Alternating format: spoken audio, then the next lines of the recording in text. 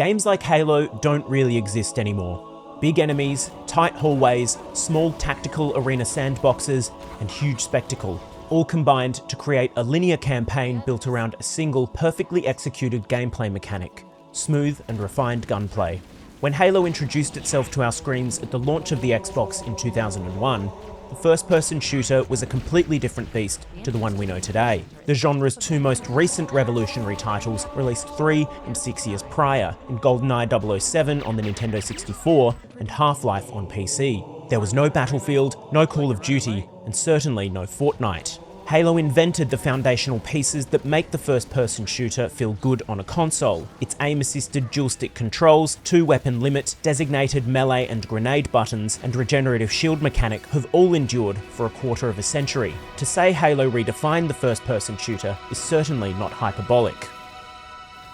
Enter Halo Campaign Evolved, a comprehensive remake of the original Halo Combat Evolved. Halo Studios has made numerous tweaks to the original experience, delicately balancing between preserving what made the original great and modernising to comfortably introduce newcomers to the franchise. The most obvious change is the visuals, though this is not the first time Combat Evolved has seen a fresh coat of paint. In 2011, 343 Industries released the disappointing remaster Combat Evolved Anniversary Edition. While it showcased tremendous detail, 343 sharply deviated from the art style of the original, stripping it of its ambience, painting whole levels and enemies in different colours, and the lighting made environments look flat and deprived of depth. In this latest revision, Halo Studios, using Unreal Engine 5, has done an exceptional job of preserving and enhancing the characteristics of the source material. The dark hallways of Halo's interiors look more mysterious than ever, enemies and lasers are bright and vibrant, and transitions to exteriors are awe-inspiring thanks to modern lighting effects. The seaside locale of Halo's 4th mission, the Silent Cartographer, is especially impressive, as are a number of scenes in Campaign Evolved's bonus missions. You'll regularly find yourself pausing to marvel at the environments, taking in the beauty of Halo. Campaign Evolved's visuals capture the awe and mystique of the original to such a degree that it looks exactly as you imagined it 25 years ago. The campaign also includes new pre-rendered cutscenes that look beautiful, add further personality to the central characters, and make the world of Halo feel more alive. Sadly, these were let down by persistent stuttering on PC, an issue that was reported among other reviewers.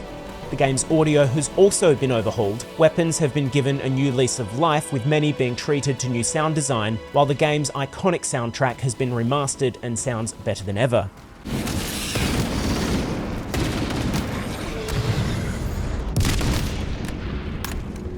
Alongside the game's revamped visuals are a number of gameplay tweaks that enhance and modernise the experience. Weapons and enemies have been rebalanced, so you'll no longer be taking out hunters with a single shot from the Magnum.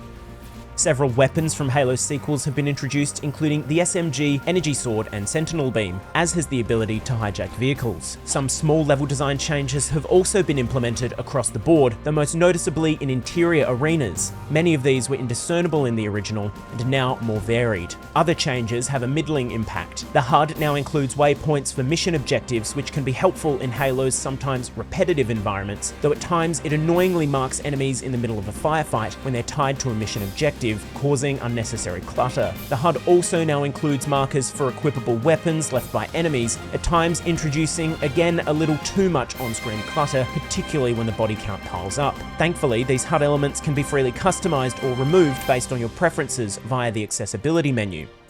Vehicle controls have also been tweaked. The Warthog no longer feels like it's driving on ice. Instead, it is slightly more grounded, bouncing and gliding over the game's more complex and detailed geometry. Unfortunately, the experience of driving vehicles remains constrained by Halo's wacky and wonderful physics engine and is only marginally improved. Sitting behind the wheel of the Warthog in particular is still a painful exercise. The ability to sprint has been added, although the difference in speed is so marginal it feels like more of a box-ticking exercise than an actual addition.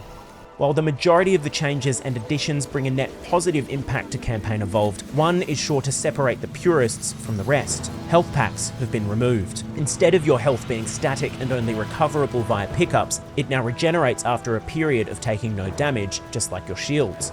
While it sounds like this change could heavily alter the way the game is played, thankfully this seems to be counterbalanced by enemy attacks dealing more damage, ensuring health and shields deplete more easily.